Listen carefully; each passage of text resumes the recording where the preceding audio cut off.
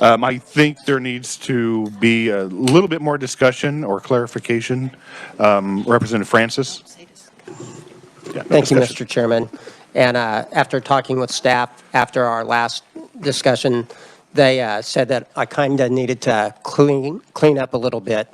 And so I would make a motion that the following agencies were deleted by the House Committee on Appropriations during review of the budget and have been excluded from the 5% salary adjustment in whole or in part. Given that they were excluded from the statewide salary adjustment, I am clarifying that it was my intent by referencing the green sheet that these adjustments be made. Governmental Ethics Commission, add 48,000. Sentencing Commission, add 91,000. Board of Indigent Defense Services, add 4 million. Highway Patrol, add 3.6 million. Kansas Bureau of Investigation, add 1.7 million for the pay progression plan for the KBI agents, and add 947,000 SGF for the salaries of the forensic scientists. That would be my motion. Committee, you've heard the clarification in regards to what we discussed earlier, seconded by Representative Estes. Any discussion on the motion? Do we have? They're on the green sheets. These sheets. Yeah. Yeah, the legal size green sheets has the amounts. Discussion? Representative Sutton. Thank you, Mr. Chair. Okay, I'm sorry. I don't have your sheet in front of you. I have the green sheet. Could you run through those one more time real quickly? So in our budget recommendation on these on the KBI, we recommended add 1.7 million for the retention of commissioned personnel for fiscal year 2023. 947,050 for retention of forensic scientists. We said that we would review the 5% salary for the professional staff at this point, but they'll be part of this as the original motion was made. Delete 48,000 from the partial adoption of the agency salary pay plan for the Governmental Ethics Commission. Kansas Highway Patrol, we added in the 3.6 million for the career progression plan, 4 million for the Board of Indigent Defense, 91,802 for the Kansas Sentencing Commission, and those are the ones that needed to be put in. You know how we were instructed early on if there was a pay plan that we were going to pull it and review it at the 5% progression? Right. So these were still technically pulled. Gotcha. But we're making sure that since we're excluding them from the 5%, they do get their progression plan. Excellent. All right. Now I understand what you're doing here anyway. Yeah. All right. Thank you. Thank you, Mr. Chair. Any further discussion? Seeing none, Representative Francis, you may close. I close. All right, committee, you've heard the motion. All those in favor say aye. Aye. Opposed? Motion passes. All right, we're back on the budget as amended. Any further discussion? Representative Carpenter. Thank you, Mr. Chair. Committee, I have a few cleanup deals to add to the budget, provisos and advice and the like. The first one is add language to the Board of Pharmacy. Add language allowing Kansas Board of Pharmacy to provide data in the state's prescription drug monitoring program, KTRACS, to designate representatives from the Department of Health and Environment regarding authorized Medicaid program practitioners. What this amounts to is there's been some changes in the federal Medicaid program that they require now that the practitioners that provide medicine through the Medicaid program also use the KTRACS program. So this is just adding language. We actually do have a bill. I can't remember the number of 20. It's below the line, and we hope to work that this year. But in the event that that bill does not come up from below the line or not pass both houses, this language will suffice for this year. All right, committee for the motion, seconded by Representative Landwehr. Discussion, Representative Landwehr. All right, Representative, and I support this move. My only question would be, does this language cover as we add any other entities that can prescribe? I guess Representative that's a Carpenter. question probably for the revisers. Yeah.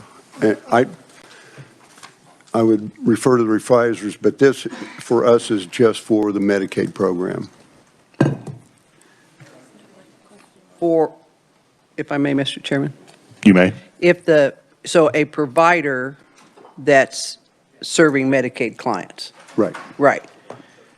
So does this indeed then cover anyone that today may not be prescribing but could be prescribing tomorrow? And they may be participating with Medicaid. Representative Carpenter. Does that make sense? Can we have Jill? Jill, do you have clarifying The points? The She's going to preferred- make me pay for that, Mr. Chairman. I just wanted to clarify, ma'am, your question is, if they're currently, they would be allowed to, but they're currently not, does this cover them if they then decide to? And I think the answer is yes. Okay. You may. Even if it's a new group, well, let's just lay it on the line. If we get this issue resolved on the APRNs, which would have scriptive authority, would they then be covered under this K-Trax? Jill. Because we also know that next year we've got 2 more entities coming in asking for the same type of authority.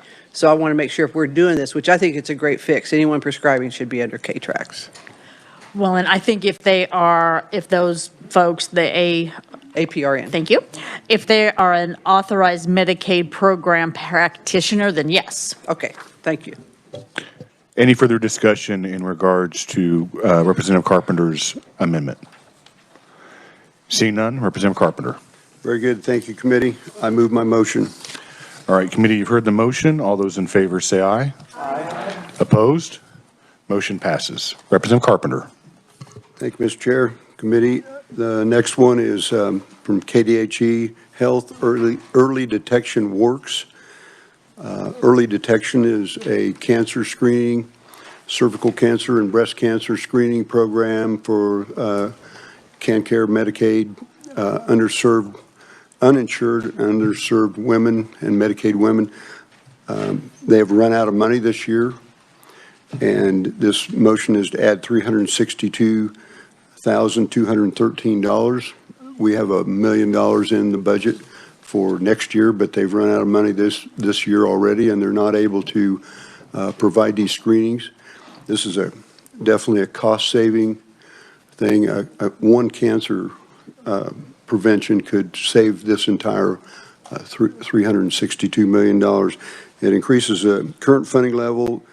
They wouldn't be able to fund any. They would fund some, but not everybody till the end of the year.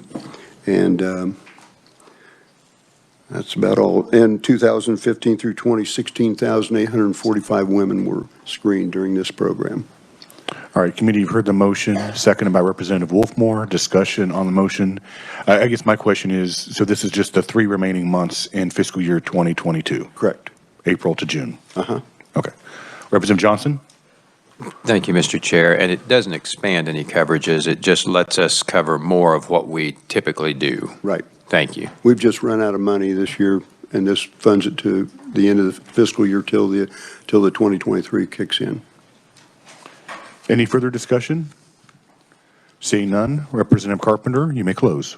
Thank you, Mr. Chair. I move my motion. And I guess for clarification, this is SGF, right? Yes. Okay. All right, committee, you've heard the motion. All those in favor say aye. Aye. Opposed? Motion passes. Representative Carpenter. Thank you, Mr. Chair. One kind of cleanup deal.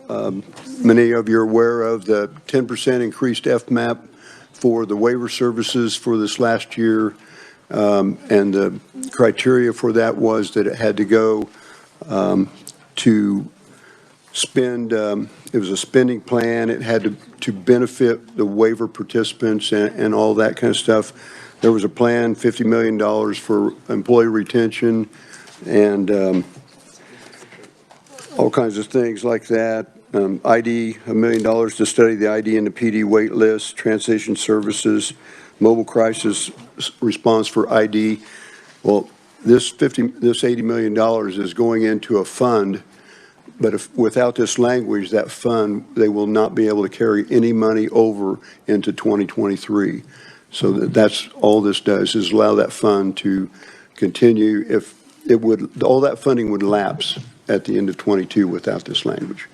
So that's what it amounts to. All right, committee, you've heard the motion, seconded by Representative Ballard. Discussion on the motion? Seeing none, Representative Carpenter. Very good. I move my motion. All right, committee, you've heard the motion. All those in favor say aye. Aye. Opposed? Motion passes. Representative Carpenter. Thank you, Mr. Chair. Kind of a cleanup. In our Budget Committee, we had a recommendation to take the independent living subsidy back to $350 a month once the federal pandemic was over. I think there was some misinformation on why that was going to go back, and in consultation with the agency about this and how important it is, we would like to delete that recommendation out of our committee, recommendations for Department of Children and Families. All right, committee, you've heard the motion, seconded by Representative Ballard. Discussion on the motion. Representative Wolfmore. Thank you very much. I'm pretty sure I support this. So this is for the foster kids that It is. are That have aged out of the aged out foster to help system. them Yes. with their Yes. living at the pandemic levels, pre-pandemic levels, or the pandemic levels, Right. right? Some of the criteria, they've aged out of the DCF custody, Department of Corrections, juvenile, or the tribal authority. At the eligible placement of 18, they must be a Kansas resident. Marital status does not impact eligibility of subsidy. They must be financially responsible for maintenance and expenses. Living alone with or with a roommate in a family setting is all acceptable. They have a plan to obtain a high school diploma, GED, or full-time employment is required. Thank you. Representative Ballard. Thank you, Mr. Chairman. Sorry to be late. I would just add that maybe a lot of people don't realize we said they age out at 18, but they have 19 and 20 that they can continue to get help. When they turn 21, they're totally cut off. And part of that is they have to do all the things about job interviews. They have all kind of things they have to do that gets them ready to be on their own. So it really is something, since they are still our kids. Any further discussion? Seeing none, Representative Carpenter. Very good. Thank you, Mr. Chair. I move my motion. All right, committee, you've heard the motion. All those in favor say aye. Aye. Opposed? Motion passes. Very good. Representative Carpenter. And then I'm done, I promise. Jill, do you have that handout ready? The KDHE chips? Okay, very good. The amendment will come out here in just a minute, but basically what this is during the last couple of months, we've discovered that the CHIPS eligibility had been figured at 220 or 250% of poverty level, but in the original bill in 2008, it says at the 2008 poverty level. Well, in 2008, the poverty level was a lot more. It went down. Now it's about 220%. So this merely corrects it and allows it to be figured at the 250% poverty level, like it should. It should have never had 2008 in the bill. We should have been able to adjust it annually, but it was stuck at 2008, so that poverty level is down to like 220%. My motion is to add 1.4 million all funds, including 393,764 SGF to the Department of Health and Environment to cover children residing in households having a gross income at or under 250% of the federal poverty guidelines. And I said why, because it was stuck at 2008. And this will estimate 554 children will become eligible for CHIPS. All right, committee, you've heard the motion, seconded by Representative Ballard. Discussion on the motion, Representative Johnson. Thank you, Mr. Chair. What is 250% of federal poverty guideline? Representative Representative Carpenter. Hang on, it's on another sheet. Oh.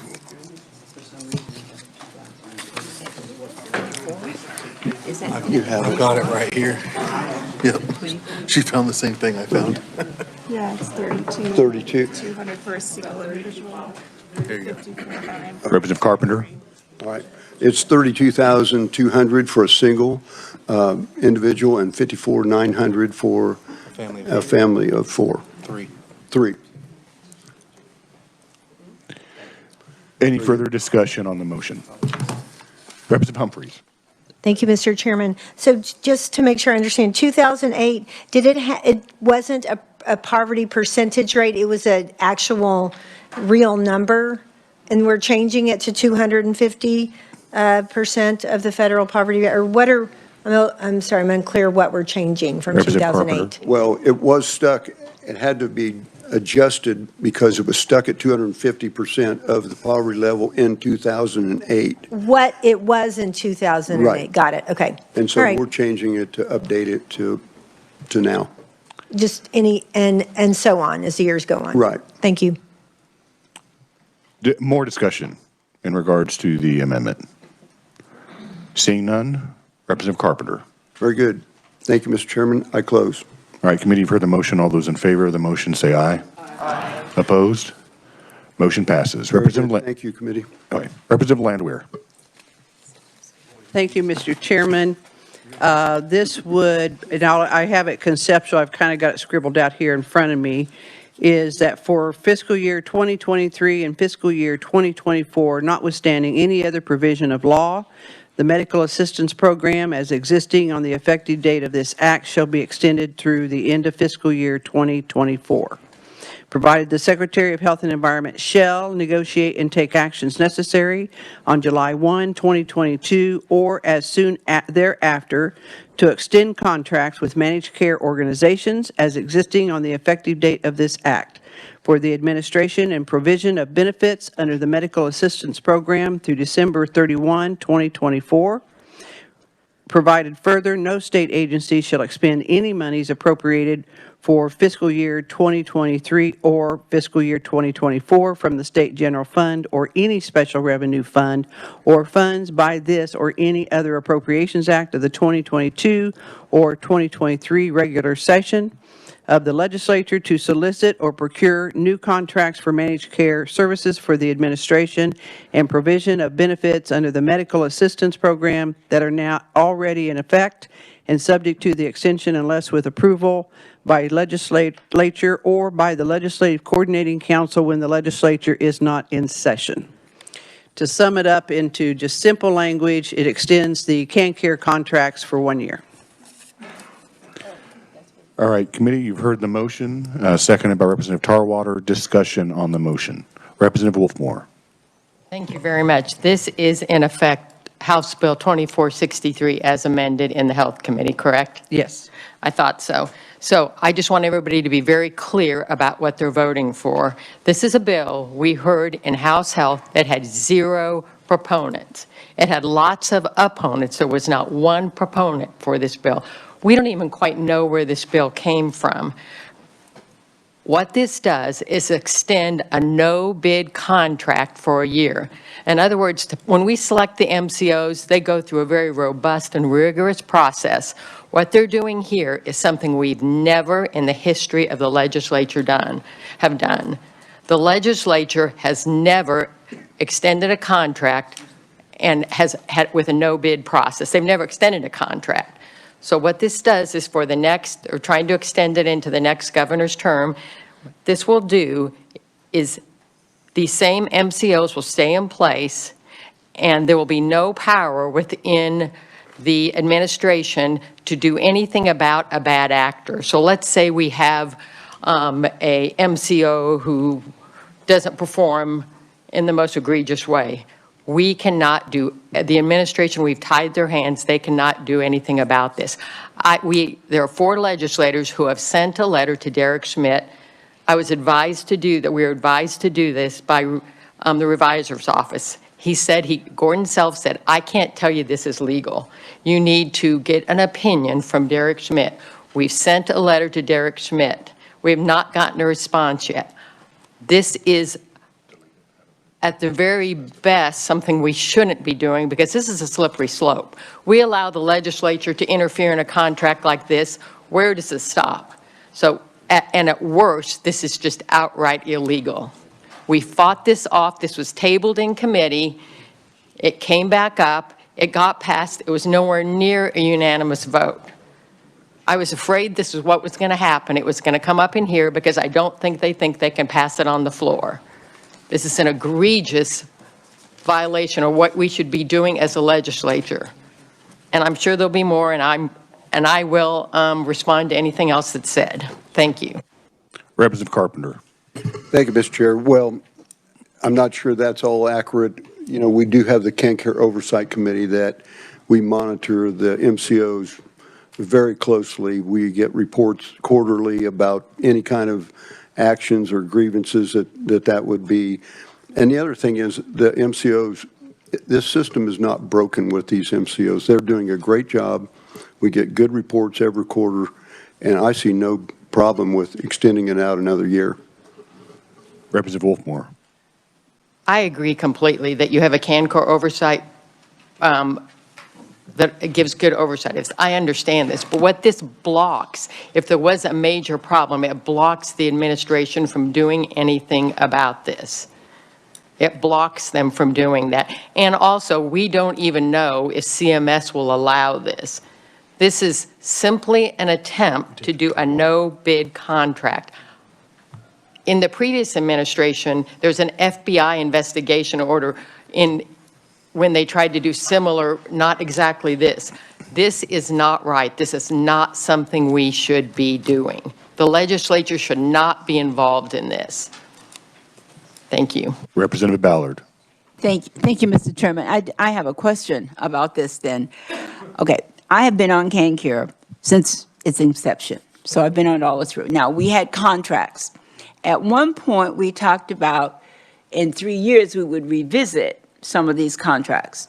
So I guess my question would be to the maker, when did we decide within CanCare that we will no longer do RFPs? Representative Landwehr. Well, we're not saying there will not be an RFP. And actually, in the current contracts, there was a one-year extension, which CMS did approve.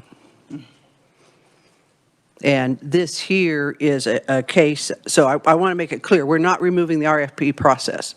The RFPs will not even go out until sometime in late October, mid-November, to be reviewed right around the election time.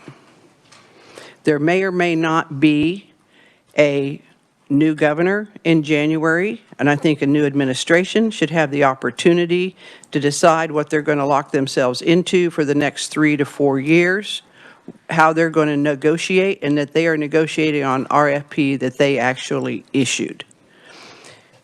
When I got back up here in the legislature, the CanCare process, and you've been on it, and I think that you would agree, and you may not, and that's fine, has been a cluster. We did have a bad actor, and we have been digging ourselves out from the act of AmeriGroup, but we've done it.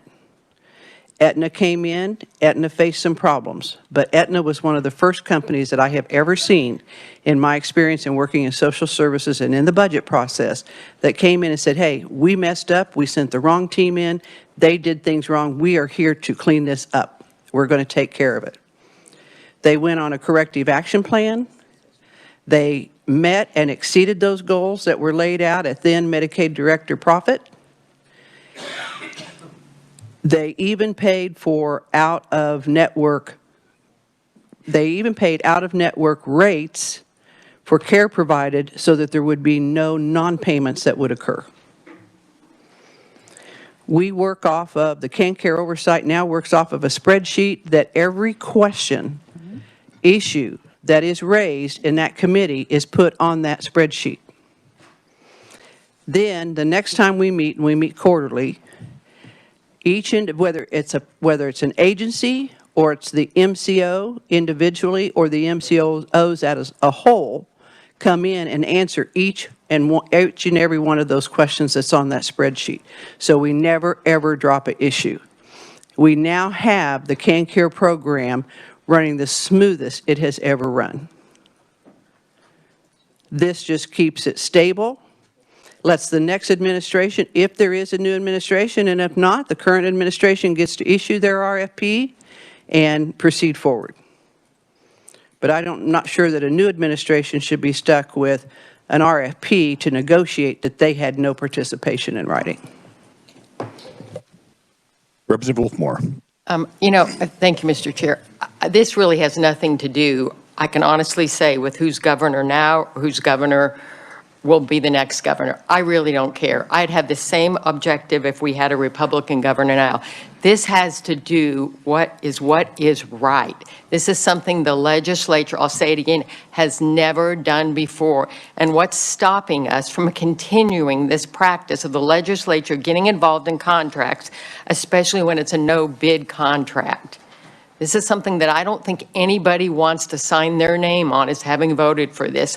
I certainly will not. And I've seen some things go on in this legislature that I've disagreed with. I've seen things that are bad ideas, but this could be illegal. Why are we not waiting for Derek Schmidt to weigh in? I ran into the building yesterday and I said, hey, we're waiting for your response on this.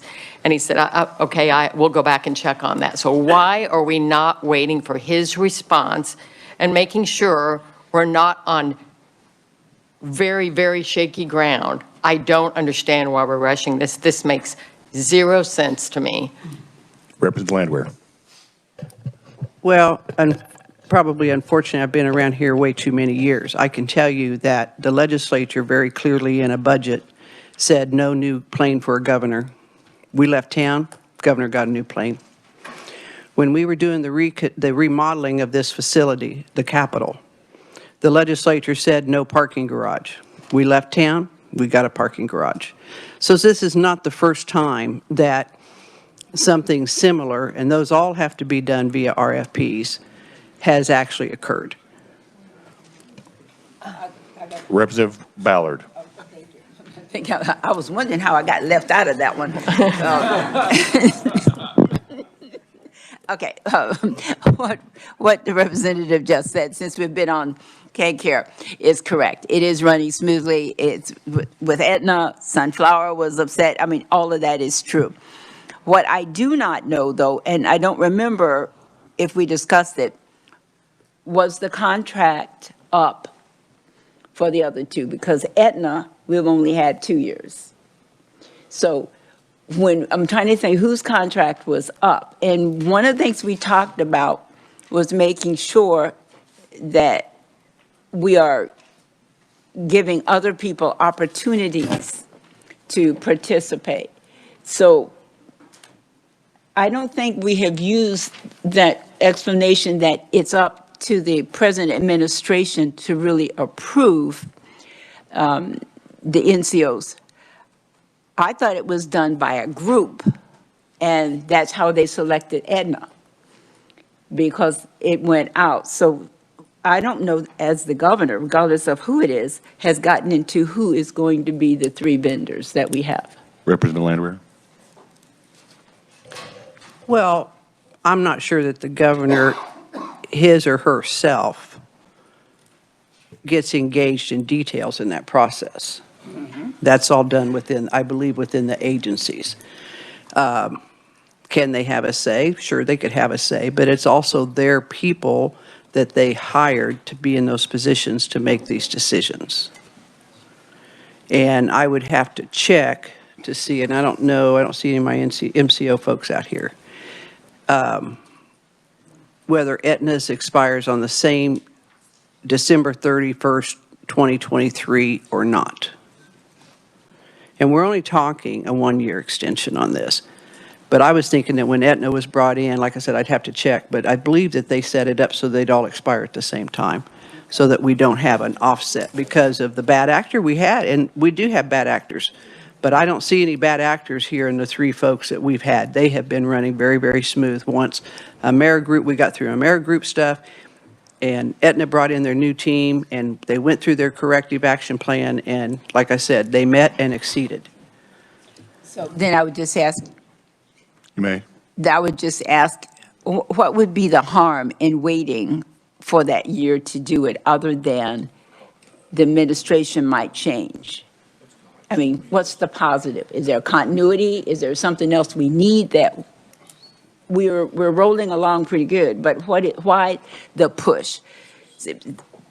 Yeah, and for me to be coming back at you on that, you know that this is not, it's not how we normally operate. So you'll have to kind of tell me why you think this is so important for this to happen. Representative Landwehr? Representative Ballard, let me ask you. If I issued an RFP today, but 10 months from now, you're the one that has to decide who gets that RFP, would that make you happy that you had no input as to how the RFP was written, what was required in the RFP? Maybe you would have wanted to tweak it. Maybe you would have wanted to change it. Maybe you would want to have made it better because I didn't make it as good. I don't think that you would, because then you're operating under my rules, but now you're in charge. Okay, That's kind of where we're at.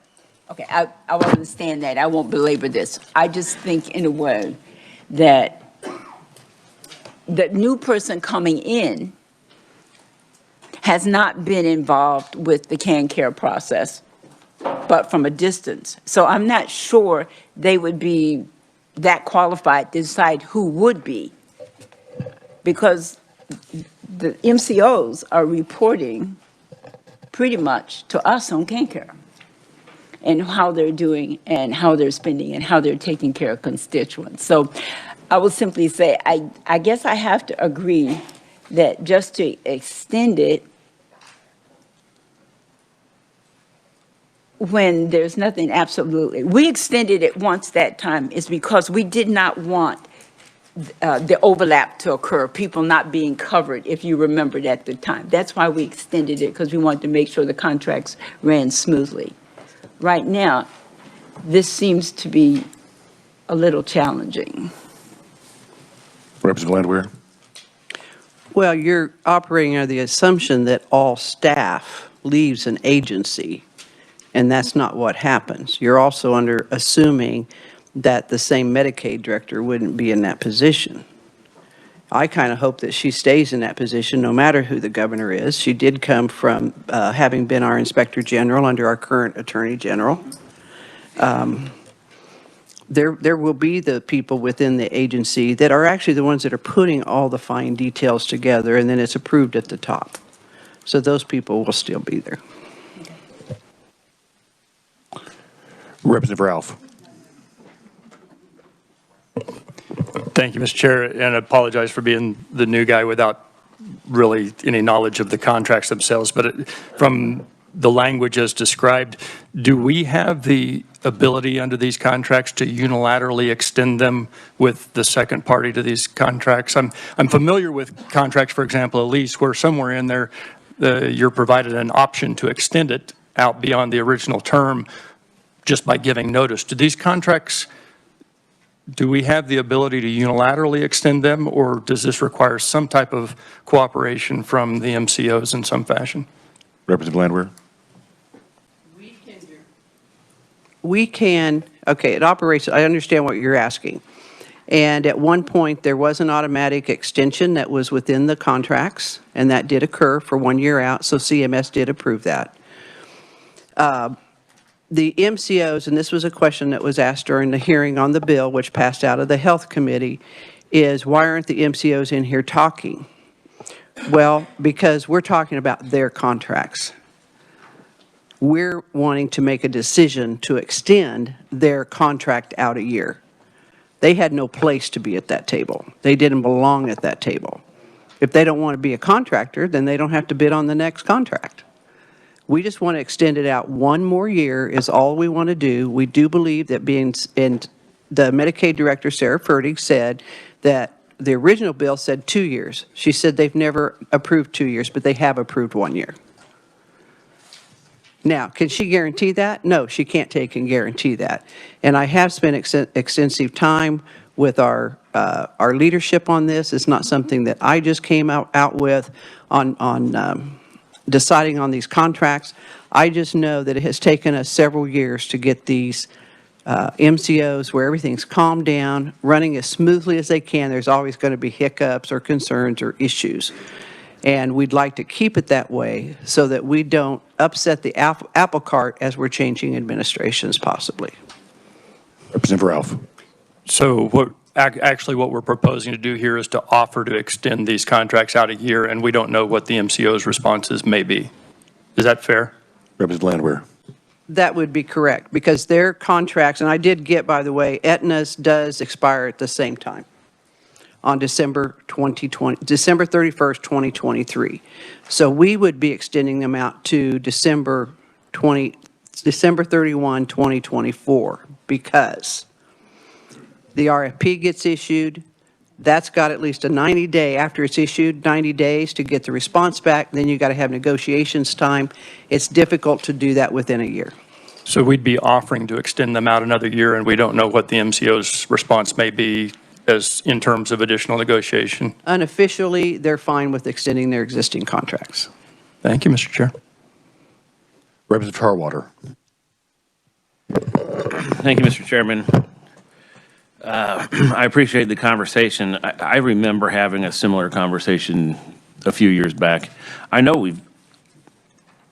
think we've done this before, and I know we did the exact opposite 4 years ago, maybe, where we brought a motion to open negotiations because we were having so many problems with the current carriers, rather than extending it out. I'm the one that made the motion or a substitute motion to open the negotiations because things were so terrible. Things are all, according to the CanCare Oversight Committee, we couldn't have a better picture right now for the CMOs. I, for one, would like to see the CanCare Oversight Committee involved in the RFP, and I'll tell you why. You guys have seen the proof over the last year and a half or 2 years. This Department of Labor modernization program has been a debacle. Absolute debacle. It's a train wreck. It's a mess. We had a bill, 2196, that was going to help negotiate an RFP. The governor rushed an RFP out as we were negotiating that bill in conference in order to have the say in the modernization. So we had to make changes to the bill to have the modernization committee have oversight and input. Well, the RFP that they put together for the Department of Labor was 290 pages long or something ridiculous, where most states are 18 for the same product. The RFP was written so specifically that none of the new off-the-shelf companies could bid because they were written out of the RFP. It was written for one company. It was determined by the Modernization Council by comparing, and I think Representative Estes helped with this, by comparing award letters for a certain company and what was in the RFP. Well, the Modernization Council was then precluded from even having conversations with the only 4 that responded back, of which 2 completely didn't qualify. So they were down to 2 options, the one that they wrote it for and another one.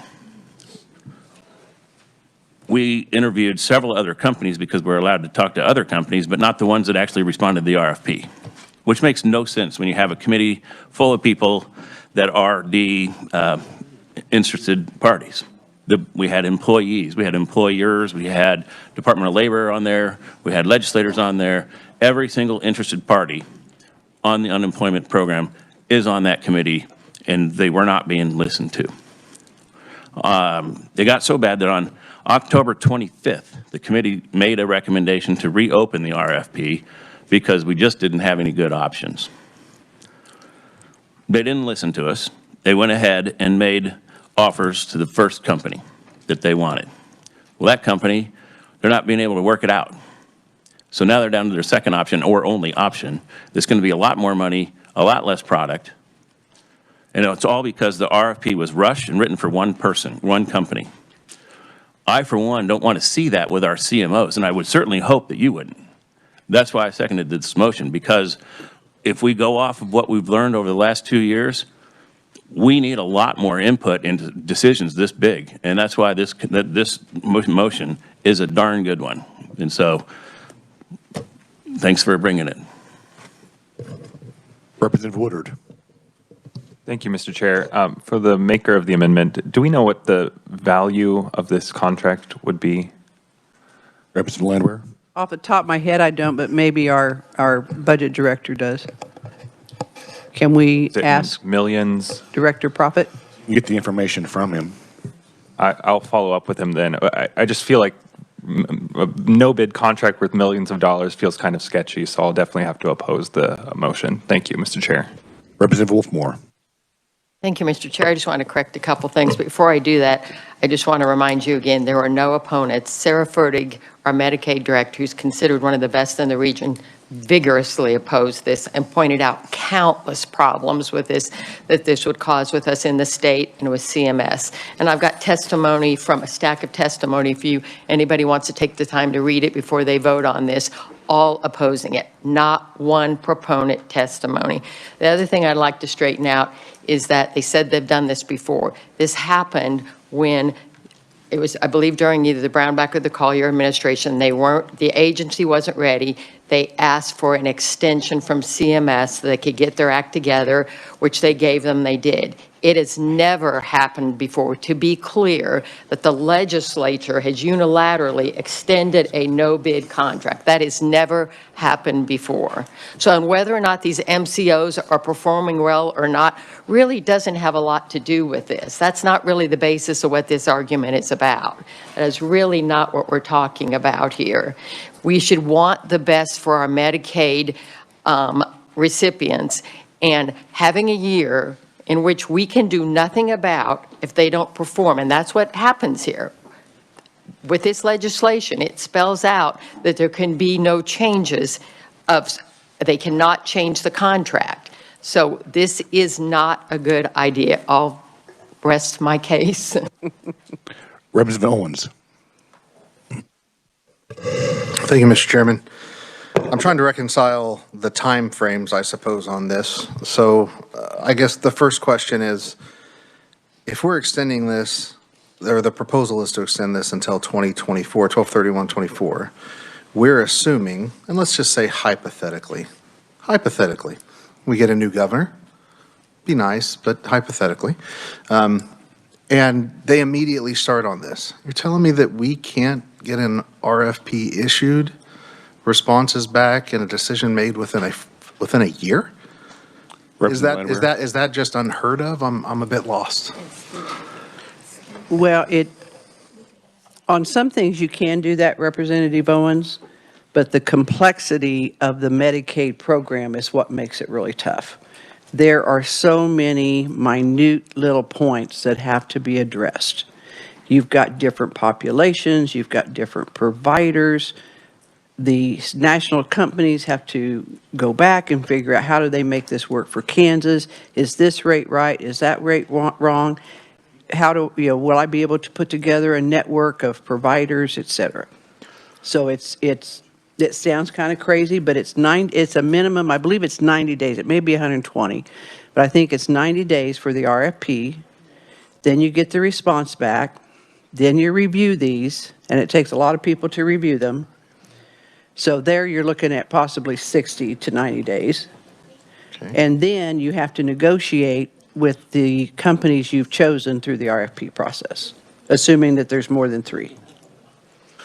Okay, so that gives me 6 months worth of negotiation through the process, because if I heard 2 90-day periods in there. Representative Landwehr. They have to prepare the RFP first.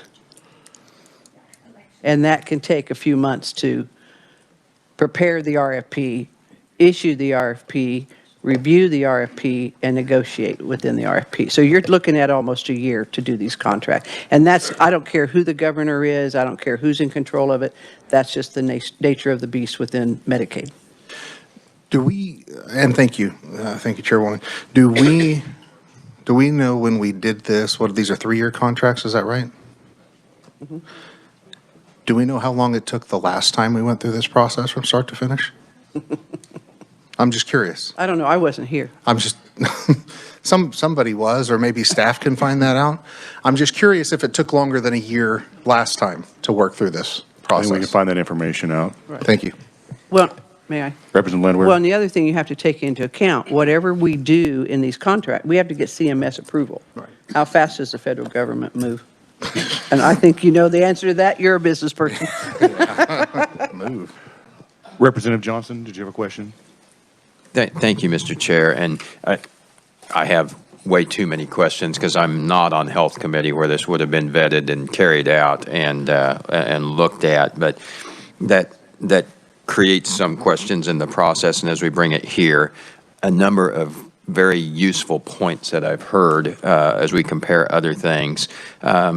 One is, have we got the right solution? As I hear what we went through with unemployment insurance, I think that's very instructive for us to look at what went wrong and how do we do that better. And I'm inclined to like the idea of the oversight, if there's a way to add that into the process, whatever the time, and if that is the right fix as we look forward to that. And then the next piece is trying to figure out the timeline. So to the questions that were just asked, when does this one end? If we started the RFP process now, when is that issued? At what point do we make that decision? If that's wrong and a new governor has a different idea, by what are they bound? Would that be like starting their own RFP process at that point? Could we extend the contracts at that time? And these are more questions than we need to necessarily answer. So the real one that I might start with, if this is our right solution and there's some question of what we can or can't do, et cetera, would this be as well placed to add on the budget at omnibus as opposed to this moment, or is this the right time for us to have that? So those are the questions that I have. Thank you, representatives. Representative Landwehr, did you have? Well, I think it's the right time because more than likely it'll probably get line item vetoed. That gives us an opportunity to come back and veto and have a discussion on it. And I was just sitting here and doing the calculation. I think I can kind of answer Representative Owen's question on how long it took the last one. I believe the information we received is that they have been working on the current RFP starting sometime in January or February, and they told us it won't be ready till October or November to go out. So you're looking at 9 or 10 months to actually prepare the RFP. Because it's very, very extensive. And I'd welcome anybody that wants to attend a CanCare Oversight Committee and find out the details that we get into. Right, Representative Ballard? That's right. Okay. You did hear that there would be no changes available to be made. Yes, there is. Our leadership, the LCC, would have the opportunity to help make those changes. They would be able to vote with that. They could work with the administration, work with the agency, and make the necessary changes. Because we know that there are some changes that may occur. And I want to reiterate, it's not that we are taking away the bid process. We are not. We are saying, let's extend it 1 year. These contracts go out till December 2023. Aetna came on in mid-term with CanCare. We extended out a year because of that. So this is why we are here today, is we want to make sure that the current administration or the administration in January is the same one that takes and makes the decisions on what that RFP should look like. What do we want in the RFP? How do we want it structured? How do we want to change it? Versus having to deal with something that you had no input on at all, but you have to now carry out.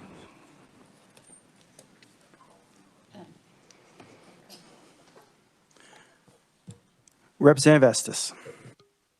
Thank you. I'd like to get something clear in my mind. There's a fear expressed of a bad actor. We've had some in the past. How long has it been since anybody has been a bad actor? Since we got rid of AmeriGroup a couple years ago. Okay, so we've gone through several years and things aren't perfect, but the responses are fabulous and things are the best they've been. So I can't see a rationale for fearing that all of a sudden people we're working well with become a bad actor. Thank you. Representative Helgerson.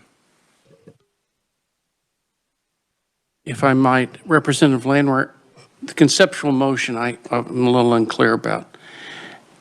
Could you restate that again? Representative Landwehr.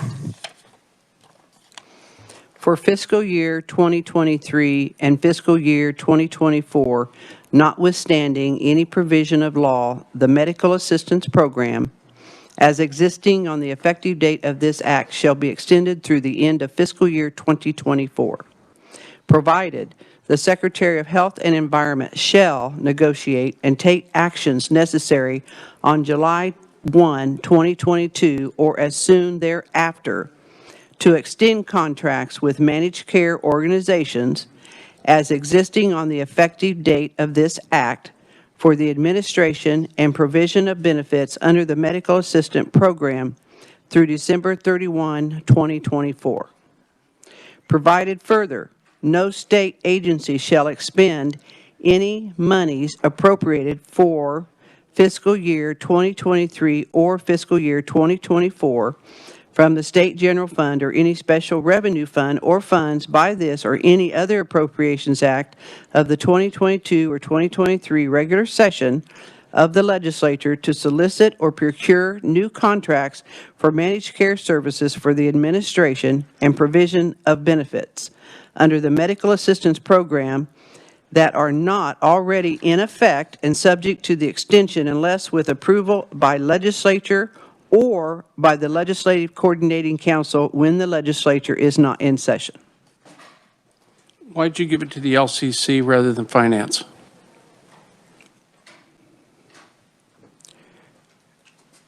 Representative Landwehr. I just decided that that was a better body for it to work with, because if we look at the experience over the last couple of years, the current governor has had more vetoes than I think most of our governors combined in the last couple of years. Now, we have 2 or 3 people that served on the Finance and LCC in here, but my memory is that when we deal with dollars and cents and something like this, usually it goes through Finance, the Finance Council rather than the LCC. First of all, I'm just asking a protocol question because somewhere the legislature and the governor has to work together, whoever the governor is. So I'd raise that question, and as normal, I'll put my 2 cents in.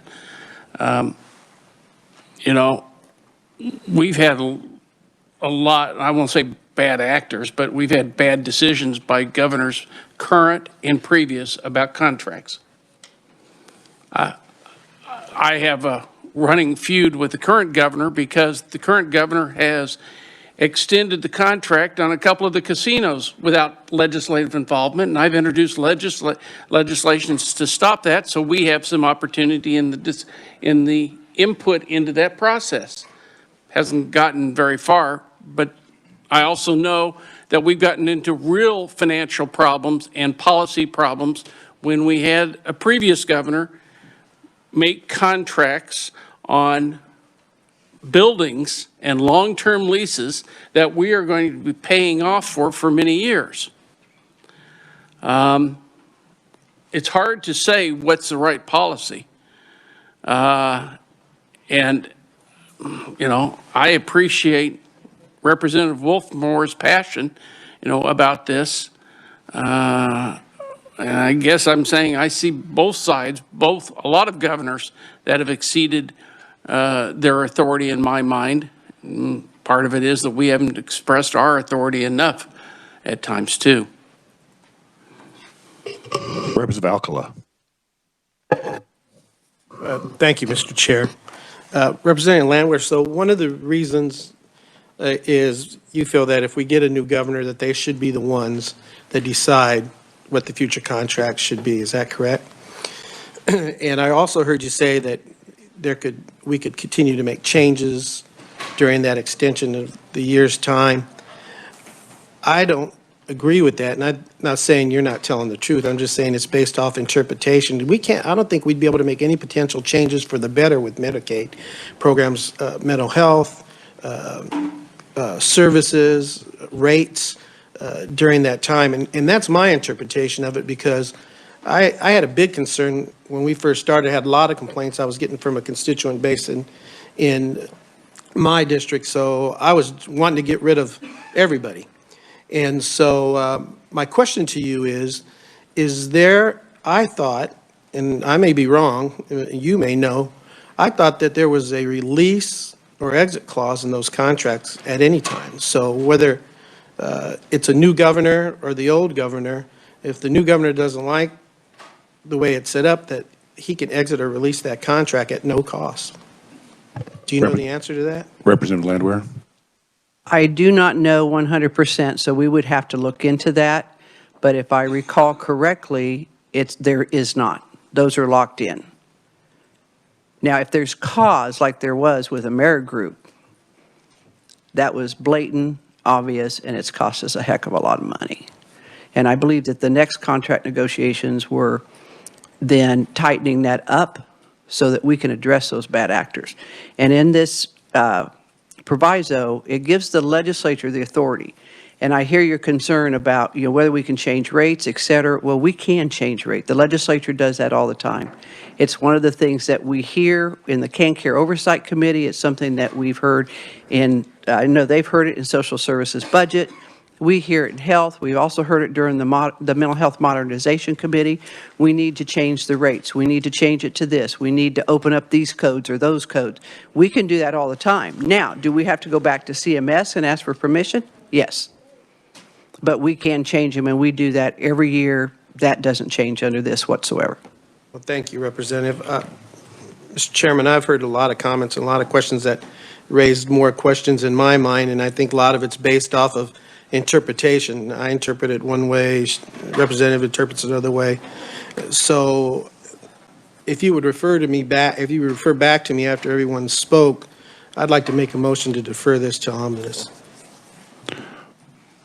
You can make that motion now as a substitute motion. I would make a substitute motion and to defer to omnibus. I didn't want to cut anybody off on dialogue, but I just think that allows everybody time to get their questions answered and verify that we have the same interpretation. All right, committee, you've heard the substitute motion. Is there a second? Seconded by Representative Carlin. Discussion on the substitute motion. Representative Ballard. Well, actually, I was going to speak to the other, so I don't know if it's appropriate for this, but I guess I can tie it in pretty much to that. The concern I have, and as I said, having been on this committee from the beginning, when there's an emergency, I understand why we make decisions. When we have bad situations and we want to straighten them out, I understand. But to not have proponents that would at least say there was a need for it, but it didn't come out of committee. But my biggest concern is the one that we have been fighting for years in CanCare. What happens to the waivers if CMS declines the one-year extension? That, to me, is the bigger concern. Because without those waivers, we can't serve Medicare or Medicaid, those individuals. And if they decide not to choose to grant us that year extension, we are stuck. And we have to figure out how we're going to handle that situation. I wouldn't want to tangle with CMS. First of all, it takes them too long to tell us what the problem is. But the other problem is, if they don't grant it, we have to start, and people are going to be delayed. And we don't want that. So I will support that motion. Thank you, Mr. Chair. Representative Woodard. Thank you, Mr. Chair. I think I'll probably support this motion. But I would prefer we just defeat it in the first place, the original motion. Did hear back from the Division of Budget, and what we're deciding on, whether it's today or at Omnibus, is a contract, a no-bid contract that we'd be handing out that's worth over $4 billion, not million, $1 billion, which is over 20% of our all funds state budget. That does not feel right. That does not feel appropriate to go through this process. So I'm going to vote for the motion, but prefer to see that defeated if we review it at Omnibus. Thank you, Mr. Chair. Representative Estes. First of all, I wanted to dovetail onto what Chairman Tarwater said earlier. The KDOL, the process is not nearly what it could have been to help Kansans. But I apologize to the committee. I had to step out when you made your motion. Could you please restate your motion, your substitute motion? Representative Alcala. It was, my substitute motion was because there were so many unanswered questions and so much misinterpretation, was to defer to Omnibus. For this way, it allows staff and everyone to get the information together for us. Questions are being asked that we don't have answers to, or we have different interpretations. This way we have, this is a big decision. This way we have the facts and not make us, shoot from the hip decision. So it would be to defer. Thank you for your response. Representative Carpenter. Thank you, Mr. Chair, and I'm not sure if this is appropriate. I'm responding to Representative Ballard. I think the waiver contracts are different than the MCO contracts, so I would be curious from staff when the waivers are up. They're different than the MCO contract, so the CanCare Medicaid is different than the 7 waivers that we're on, and they're on a different cycle. We apply for those all the time, so I would like some clarification from staff on that.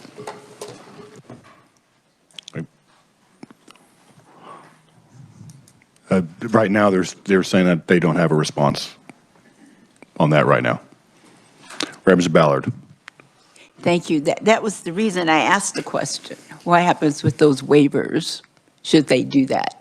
I'm not sure if they're on a different one or not, but we probably need to know what would happen. Thank you. Any further discussion on the substitute motion? Seeing none, Representative Alcala, you may close on your substitute motion. I would ask that my colleagues support this motion. It's not killing it. It's just deferring us to get these questions answered. This is a big decision. It's a real big decision. It could be a bad political decision, too, and it could be a bad business decision for the taxpayers. I close. All right, committee, you've heard the motion. All those in favor of the substitute motion, say aye. Aye. Opposed? No. Division. Division has been called. All those in favor of the substitute motion, raise your right hand.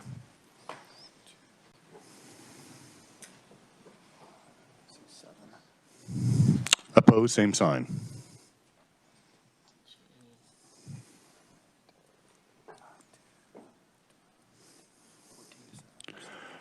The motion fails on a vote from 7 to 14. We're back on the original motion. Representative Rogers. Thank you, Mr. Chairman, and not to belabor the fact, but I've learned a lot. But I guess let's go back 45 minutes. When we're talking about this, give me the timeline. I mean, is this of the essence that it has to, what, I guess I'm trying to figure out, does this have to be done by next fiscal year or by the beginning of fiscal year 24? That's one of the hiccups, I guess, that I'm trying to figure out for sure on what our timeline is, because what I keep hearing is all these different timelines, 6 months, 9 months, can it be done in less than a year? And so what's the critical to have this decision made irregardless of election, of an election? Okay, and it's not so much about the election. Yes. These contracts end December 31st, 2023. All right? The RFP is being worked on now. We were told the RFP will not be issued until October or November of 2022. So if you figure, all right, let's say it's November, you get into January, you may or may not have a new administration. Then you're looking at, so let's say it's November, so you got December, January, February, assuming it's a 90-day RFP that's out there. Then they come back, so that puts us in, let's see, December, January, February. So March, they can start looking at the ones that have bid on this. Then I don't know if that takes 3 months, 4 months, 5 months for them to look through and decide, okay, these are the companies we want to talk to. Do we want to talk to only 2? Do we want to talk to 3? Do we want to talk to 4? There may be more companies out there. Then you have to go through the negotiations with each of those companies, and I think you kind of heard that a little bit with Representative Tarwater when he was talking about Department of Labor. You know, after they started going through the negotiation on the contract side, then all of a sudden the bidder said, oh, no, this isn't really what we thought it was, and they bailed. So you've got that period. That's why you have to have that 12 months from January 1 to December 31 of 2024. So, Mr. Chairman, so again, what this is extending it then to the end of 2024. But we could start that RFP process. I guess if we delay it a year, does that start the process so a year later? I mean.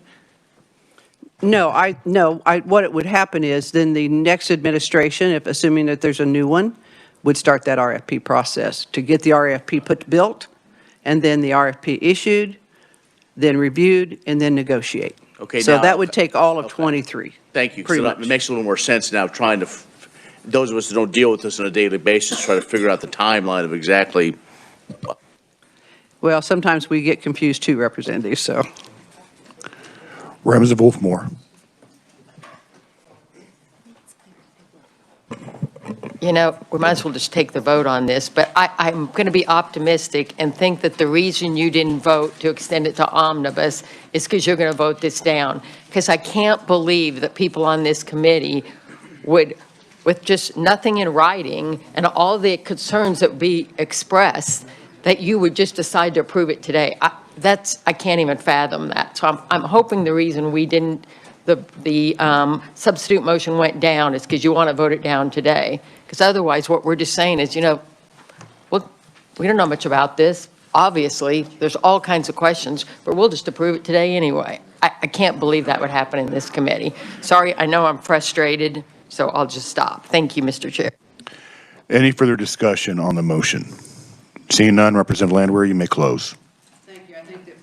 I think that we've had a very robust debate on this. I did want to add one thing. We heard the word Medicare. The state of Kansas has nothing to do with Medicare. That's all a federal program. The only time that it ties into the state is when we have dual eligibles that are eligible for Medicare and Medicaid. That's the only time they tie together, but we have no control over that whatsoever.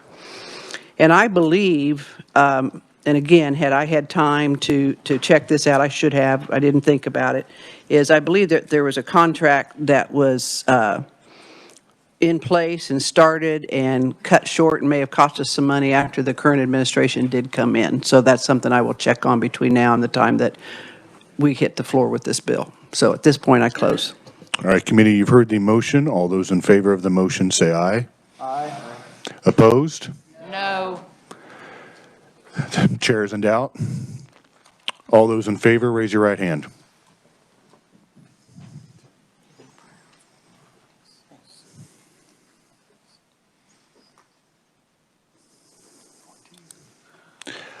Opposed, same sign.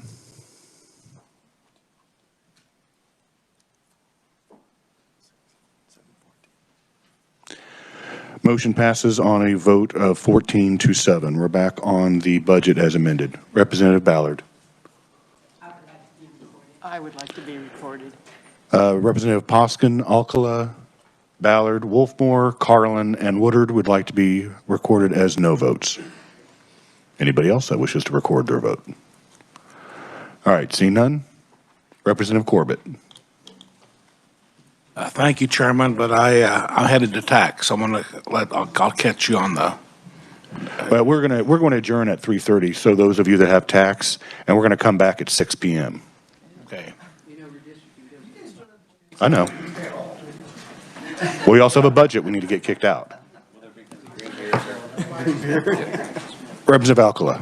Mr. Chairman, would it be appropriate, because I know anything could probably be rescinded, but to get a response back from staff on if this would have any effect on the waivers? Yeah, we can get a response back. All right, thank you. Representative Tarwater.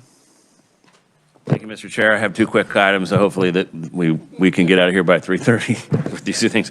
The first was the bill we heard this morning, the 2626 regarding the teacher scholarship program. I would like to add that to the budget, and I'd like to do for Section 1A, that is this 2023, to put the $3,094,046.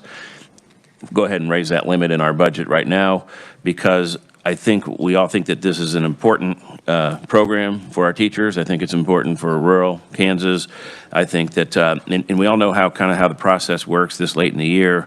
This bill, all it does is raise the dollar figure for the scholarships. And it would have to cross our floor and go over to the Senate, be heard, and cross there. Probably would pass unanimously in both cases. So I'd like to go ahead and make the change to $3,094,000 for this upcoming 2023. That would be inserting Section 1, letter A, into our budget for the State Board of Regents. All right, committee, you've heard the motion, seconded, I believe, by Representative Williams. Is that correct? Representative Williams, did you second it? Okay. Just making sure. Discussion on the motion. Representative Estes. Love it, plan on voting for it. Just wanted to make a statement for the record and hope that maybe the regents are watching. When they're selecting who gets these, I hope they'll prioritize people who fit two of the criteria. If, for example, somebody who's in an underserved area and studying special education, and so we can leverage the most out of it. I think this is a great idea. Any other discussion on the motion? All right, seeing none, Representative Tarwater, you may close. Okay, thank you, Mr. Chairman. I think this will show the teachers that we do support them up here as well. So I'll go ahead and close.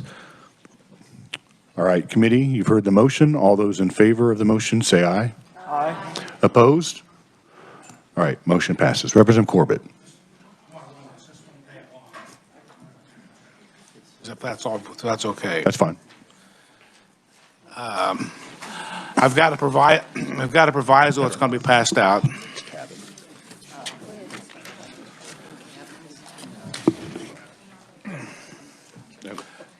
Do I not get one?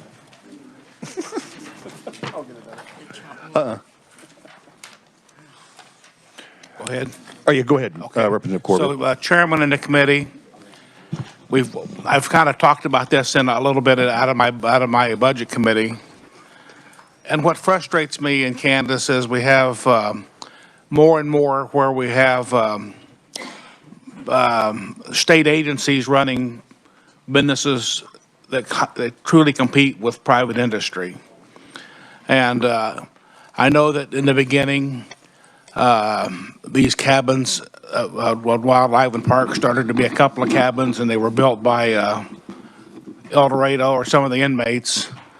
But currently, right now, there's, I think, 123 cabins, some RV parks, and it shows here upcoming $300,000 in '22 for Perry State Park and another 7 cabins at another facility.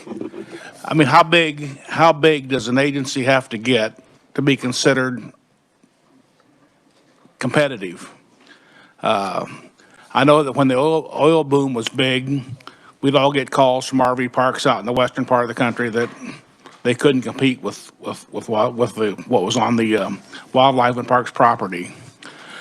So this proviso kind of just simply says this, that if they truly want to continue to grow, and we couldn't get an RFP to get it into private industry and pay taxes, but what this basically says is, for those that are existing and those that are in the future, they would kind of pay taxes, property taxes, just like any other business, go through zoning and planning, be inspected to make sure they're safe, and trying to level the playing field, you know, transient guest tax, sales tax, whatever else. But it's just something to consider. I know whether this will go today, but I'm saying that if you ever want private industry in your property, in your area, you've got to you've got to put a stop or level this playing field, or there never will be. So if there's any questions, I'll be glad to do my best shot. All right, is there a second? Representative Helgerson seconds the motion. Discussion on the motion. Representative Johnson. Thank you, Mr. Chair. And I actually think the idea is directionally right in setting up how we get the tax and things set. Do we run afoul of any other issues in trying to create tax on that government entity? Would we even perhaps need to create a separate entity in which they would be held that would make that work cleaner? And just are there some other issues like that to accomplish it? So some people you get phone calls from county commissioners. A lot of the roads around these parks are still paid for by counties or townships. They receive nothing, and it's just kind of a way, I think, to pay back. The school's getting probably nothing, and it's just that you just have to decide sooner or later. I mean, whether it's gymnasiums or lodging facilities, or I mean, I think when you're getting close to 150 units, that's considered a lodging business. So I'd be glad to hear some guidance on it, what you might think, but I don't see anything wrong about getting them appraised, having them checked out by your county zoning, get them on the tax roll, and let's just see where we're at, and try to get them to pay at least try to maybe head them towards paying some of the same yearly and monthly fees everybody else has to pay in the business. Representative Carpenter. Thank you, Mr. Chair. I have questions along the same lines of Representative Johnson. How do we tax a park system or one of our own state agencies like this?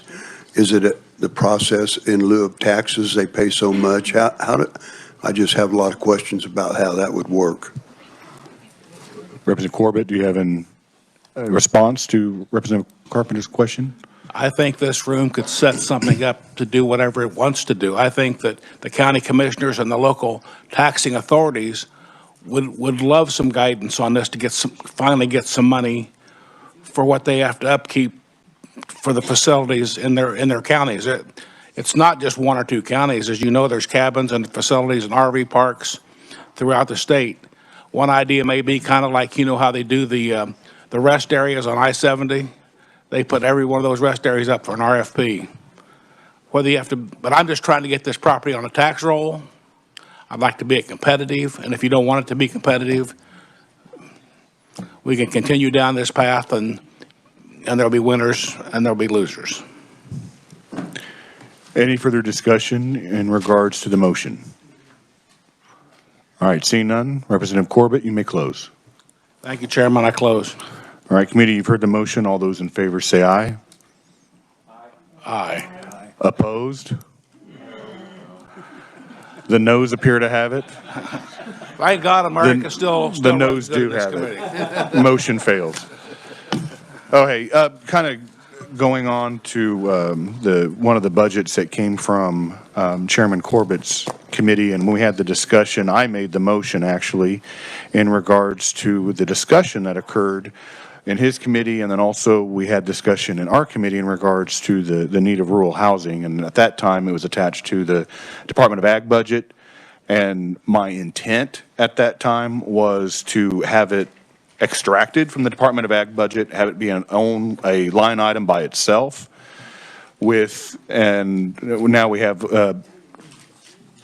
language where it goes to the Department of Commerce and to the Kansas Housing Resource Center, which is what the intent was, so they can address rural housing needs across the state of Kansas. So I guess it was kind of pushed aside. And so I just want my original intent when we had the Department of Ag budget coming through, where we have the 50 million for rural housing to Commerce, to the Kansas Housing Resource Center. So I'm going to make that motion so we have that corrected with the budget. Seconded by Representative Helgerson.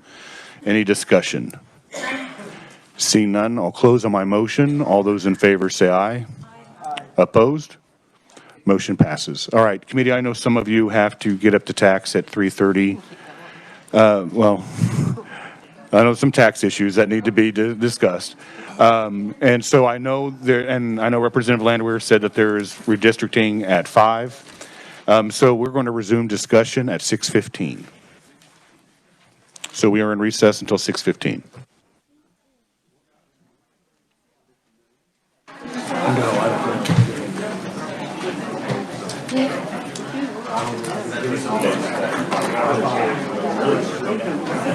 That's a good question. Yeah, check.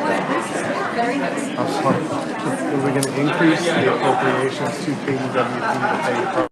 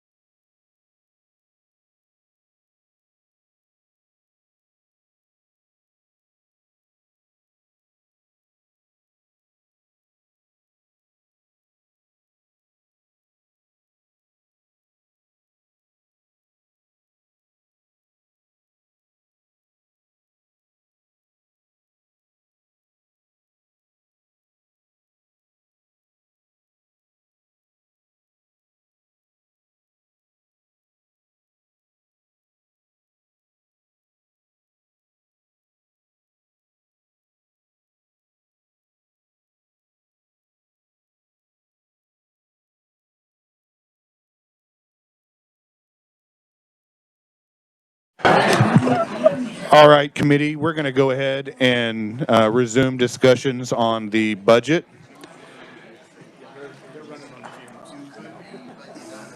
So did you want to go? All right, Representative Hoffman. Thank you, Mr. Chairman.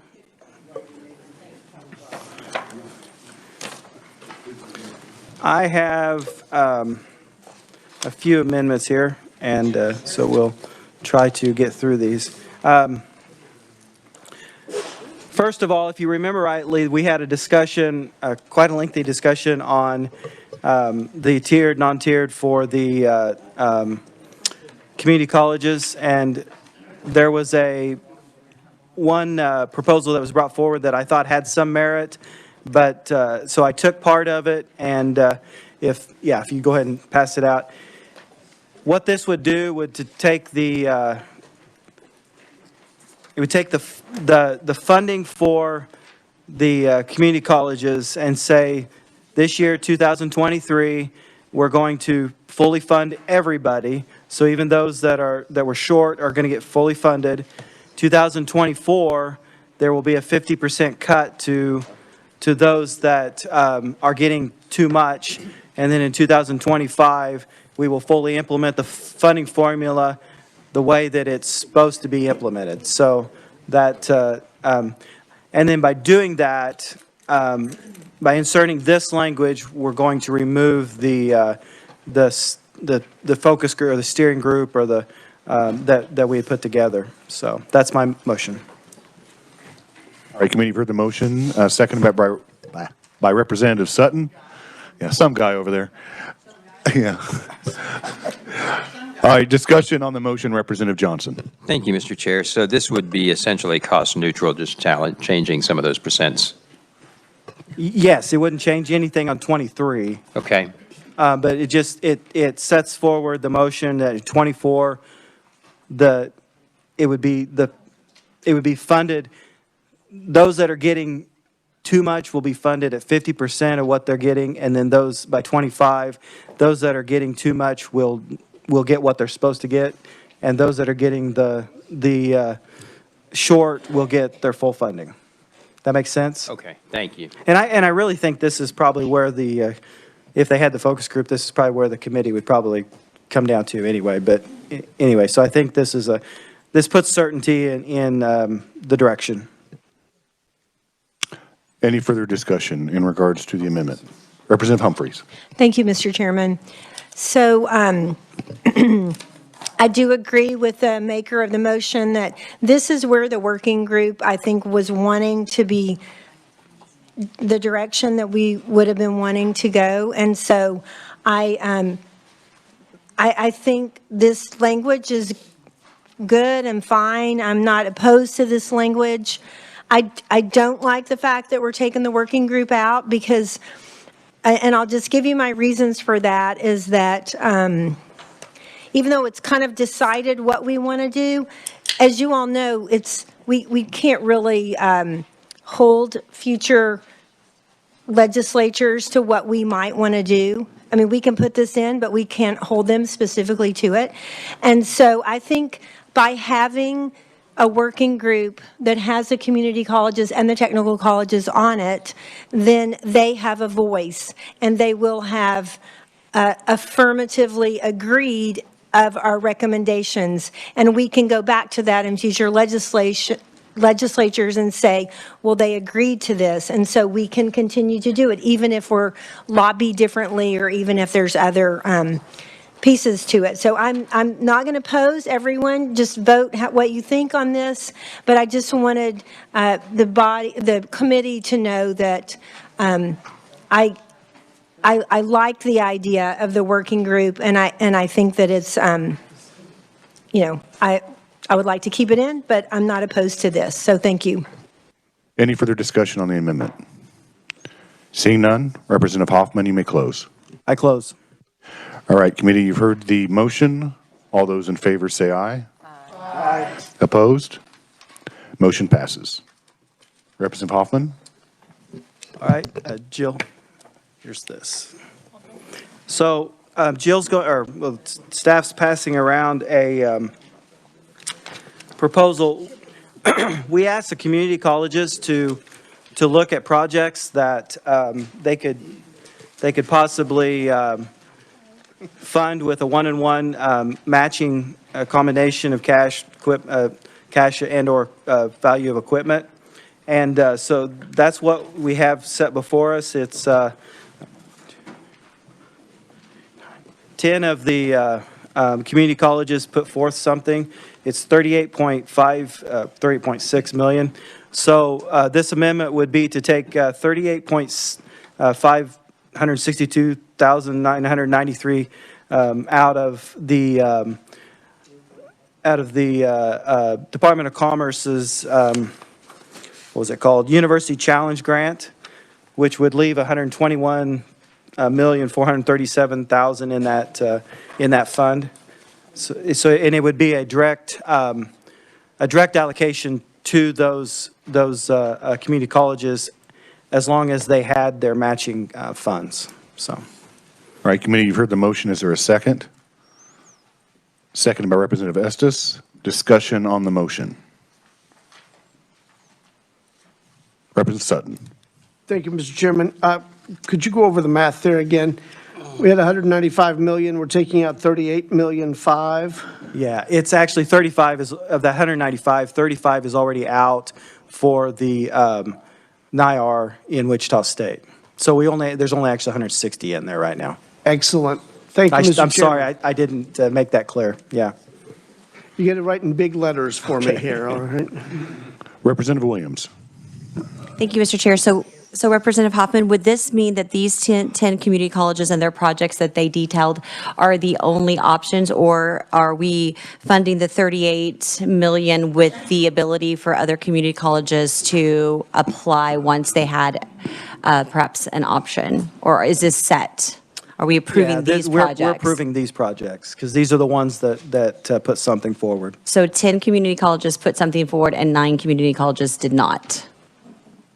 Yeah, I guess. Okay. Yeah. Any further Representative Owens. Thank you, Mr. Chairman. Just out of curiosity, were they all invited to submit a plan? Representative Hoffman. Yes, these actually, they submitted these through the Spark. I mean, this was one of the things that they submitted projects through Spark. So. Okay, so they submitted it through Spark, not necessarily thinking we would apply it in this manner. Right. So it's possible that the other 9 may not have thought Spark was even an option. I was just curious if we sent out some broadcast to make sure that all they were all available. Right. No. Representative Landwehr. Thank you. Did I understand you to say that this is a dollar-for-dollar match, so we're just not handing them the money, correct?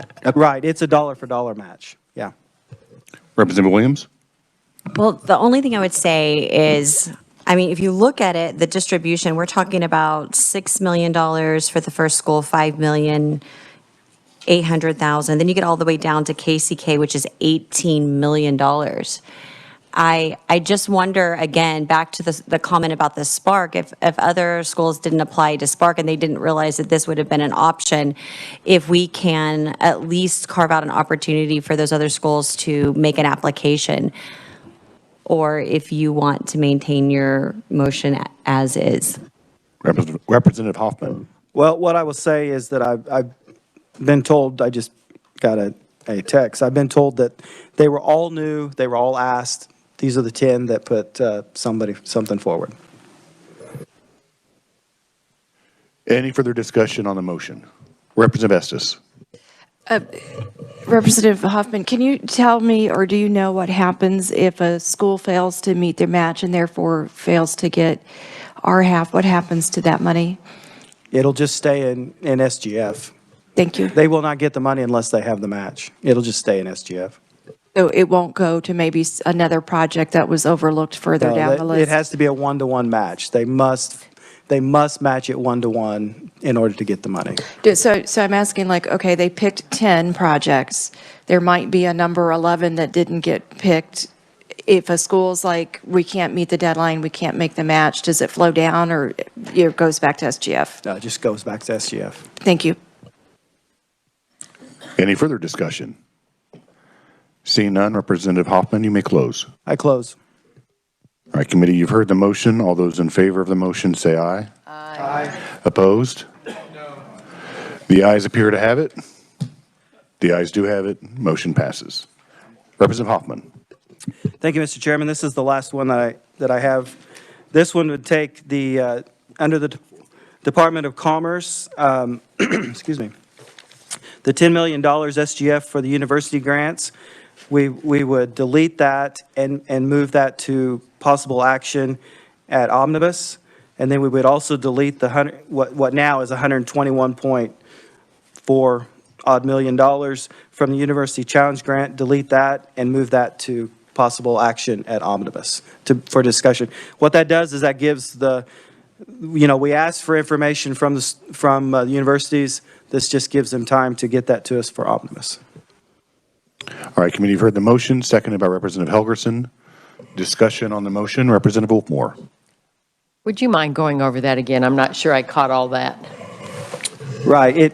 So I'm deleting the $10 million SGF for the university grants and deleting the $121.4 million of SGF for university challenge grants out of the Department of Commerce, moving it to possible action in omnibus. So it's, I'm just for us to look at in omnibus, but I'm deleting it out of this budget at this time. Representative Wolfmore. Thank you, Mr. Chair. I thought that when we, and I know anything can be undone, but I thought that we had decided that we were going to, I know it got left in, and I thought we decided we were going to wait to omnibus and hear from the universities about what their plans were with this money and then make a decision. That was where it stood before, but We're just deleting it right now. no, you're deleting it. We left it in.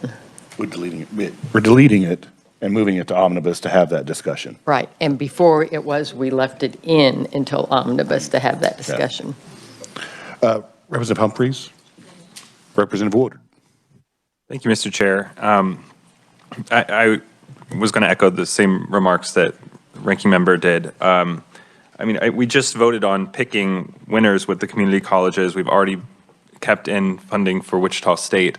So I appreciate the willingness to review this in omnibus, but I'd really like to see this stay in and have the plan come back. Again, being the newbie, I know that stuff can still come back at omnibus and you can visit it later on, but I think this sends the message that we're going with what we've already approved and just saying to the universities who I believe can go raise the money, we'll come back to you maybe later. Thank you, Mr. Chair. Representative Owens. Thank you, Mr. Chairman. I'm going to take this opportunity to reiterate a point that was made a month and a half ago when we were pulling this kind of out of the budget, and that is our universities are uniquely poised to solve many of our workplace or our labor challenges. I specifically called on our regent universities and will call on them again and remind them of that call to come back to us with a plan to help especially address the mental health worker shortage in our state. I'm confident with this kind of money, programs can be created, incentives can be created, and that they are an absolute key to helping our workforce shortage in the state of Kansas in that area as well as a number of others. Thank you. Any further discussion on the motion? Seeing none, Representative Hoffman, you may close. Thank you, Mr. Chairman. I close. All right, committee, you've heard the motion. All those in favor of the motion say aye. Aye. Opposed? No. The ayes appear to have it. The ayes do have it. Motion passes. Representative Tarwater. Thank you, Mr. Chairman. I have two motions regarding STAR bonds. The first one is for the reimbursement fund when we cut the food sales tax. And my motion would be to delete that in its entirety. And the reason I'm doing that is, and I believe it's on page 18, line 28 and 29 of the bill, along with page 19, section D. Line 40, I think, is where it starts talking about the STAR bonds, the fund. But basically what the governor's budget had was to set aside a fund to reimburse the STAR bond districts that had sales tax being paid to the star bonds and might otherwise not have as much when we cut the food sales tax because they drew Walmarts into the district and things like that. However, we recently had a presentation from the Department of Commerce, and all of these star bonds are paying off way early. And with inflation being what it is, I believe that these star bonds are all still going to be paid off early. And so, in my opinion, there's no reason to take money out of today's budget when we can wait and see the effect of the lack of sales tax on food and how that affects star bonds. I mean, we're still on the hook for it, but there's no reason to take money out of today's budget when we know that we're paying these things off early. So my motion would be to delete that, at least for now, and we can reconsider it at omnibus if we do pass a sales tax budget or a sales tax cut for food. And I think that the House's, the House's version of the sales tax cut isn't nearly as deep as the governor's, and so we may not need to go this far. So we should reconsider this later if we need to. However, these bonds are paying off well in advance of their due dates, and there's really no need to address it until we get to a point to where we think they won't. And so that would be my first motion, would be to delete that $13 million. I think it's $13 million? Yep. Okay, research is saying we've already done that. It's on the blue sheet. Aye. For fiscal year. That's set aside then already. All right, my apologies. And it's to review at omnibus. Okay, perfect. Yeah, it's delete 13 million and the state general fund transfer from the Star Bond Sales Tax Revenue Replacement Fund for fiscal year 2023, and to hold the Star Bond districts harmless and review at omnibus. Got it, okay. Good with that? My apologies, I'm good with that. Okay. All in favor? If everybody wants to vote, we can do that, but. I do have a second proviso that I would like to hand out, if that's okay. Okay, that's fine. Okay. Representative Tarwater. Well, funny you should mention that, Representative, because it is about a Star Bond district that is actually there but not there. And so that's what I want to talk about is in my district, there's a Star Bond district that was approved many years ago. Shortly after we turned a field into a commerce zone by putting an on and off ramp on 69 Highway at 159th Street. And soon thereafter, they created a Star Bond district. However, the Star Bond building that was going to go in there has not even broken ground. The hockey arena or whatever it might be, it's changed 2 or 3 times. But there is a 500-bed hospital that draws to that area. There's also like 8 or 9 different restaurants. There's big box stores. And all of that came just strictly from the on and off ramp. And it's in Johnson County. So, you know, the whole thing about the Star Bond districts, they're supposed to bring people in from out of state to spend money in Kansas. And that sales tax pays off those bonds to build those facilities. Well, all of the sales tax, millions of dollars of sales tax, haven't been remitted to the state because they're sitting on the sideline because of the Star Bond district that's drawn but has never been built. And so this proviso would put that Star Bond district in the hands of the Finance Council, State Finance Council. And the Finance Council would be able to make the decisions on how those Star Bonds monies would be spent, and that Star Bond district would report to the Finance Council so that they can make final decisions on whether or not it even exists. That's your motion? Yes. Seconded by Representative Sutton. Discussion on the motion. Representative Carlin. Thank you, Mr. Chair. can ask me that. I followed you, I think, Representative, but I have to be clear here. So you're saying the money is being deposited in a payment account for a project that is not being built? Representative Tarwater. Thank you, Mr. Chairman. Yes, the Blue Hawk Star Bond District was created years ago. Would you tell me that again? There's a lot of talking going on here. The what project?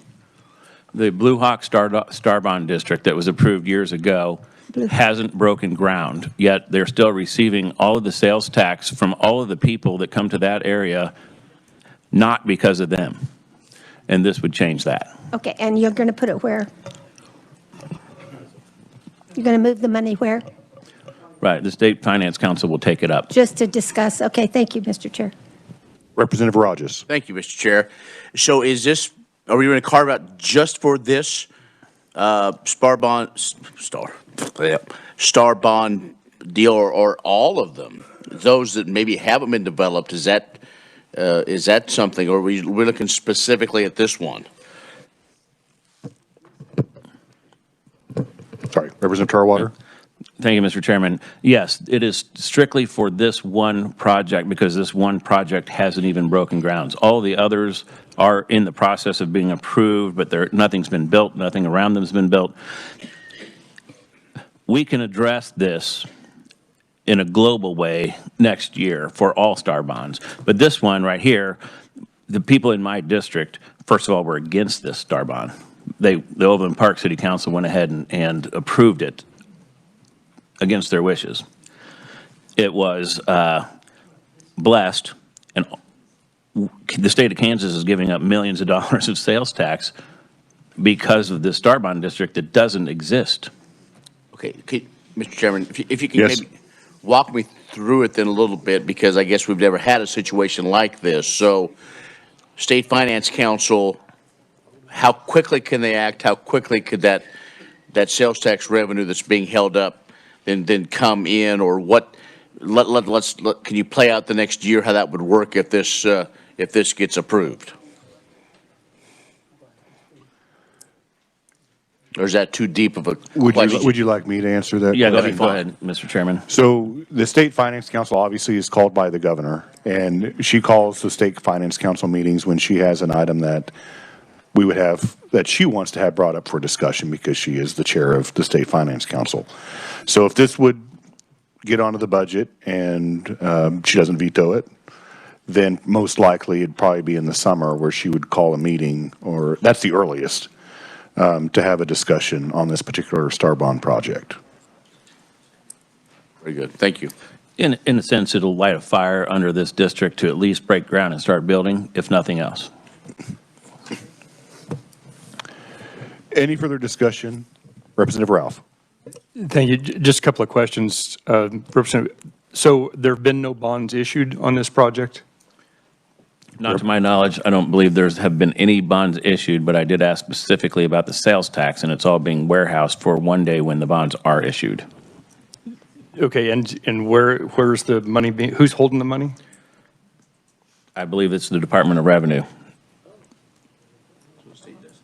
We have it, but it's set aside. So the state's holding it, but there are no bond holders out there. There are no bond holders yet. Once they begin building the structure, they'll sell the bonds, but heck, they'll be half paid for by the time they do that. It sounds like the timing is off on sale of bonds and construction, but Sure I don't know. Yeah, no, it's a mess, to be honest with you. Thank you, Mr. Chair. Representative Estes. I'm glad you're taking a look at this because I can think of a project on West Kellogg that received several incentives. I'm not going to attempt to name which ones because my memory doesn't go that far back, but very little ever happened, and it's just kind of sitting there. And I think it's important for us to do our due diligence and make sure we know what's going on. So I strongly support this. Representative Wolfmore. Thank you, Mr. Chair. And I probably wasn't listening as closely as I should have, and I apologize for that. But how does the revenue, because the Star Bonds, the way that works is the sales tax the Star Bond District brings in is how you get the revenue. So it's how is the revenue they're warehousing or holding on to without the Star Bond District? That is a great question. That's being warehoused somewhere in the Department of Revenue for bonds that haven't been issued yet on a project that was approved several years ago, but all of the development came without the Star Bond. And the whole idea, as you know, from having created one of the best Star Bond districts ever, what it was originally written for at the racetrack, This is exactly opposite. They're collecting all the sales tax, and then they're going to build the facility. Maybe they don't sell the bonds. Who knows? Okay, thank you. Any further discussion on the motion? Seeing none, Representative Tarwater, you may close. I appreciate the opportunity to vent a little bit, and I close. All right, committee, you've heard the motion. All those in favor of the motion say aye. Aye. Opposed? No. The ayes appear to have it. The ayes do have it. Motion passes. Further discussion on the budget as amended. There is no further discussion? Okay, so committee, I just kind of wanted to explain what we need to do for formality is this year, we need to put the budget bill into a Senate bill. And one of the Senate bills that we did have in appropriations was the Ways and Means bill from last year that we have been sitting on. So it's from the 2021 legislative session. So we're going to move the contents and the amendments from House Bill 2588 to the House substitute of Senate Bill 267. Representative Hoffman. Thank you, Mr. Chairman. I move that we move the contents of House Bill 2588 with the amendments to House substitute for Senate Bill 267 and pass it favorable for passage. All right, committee, you've heard the motion. Is there a second? Second by Representative Sutton. Discussion on the motion. Representative Helgerson.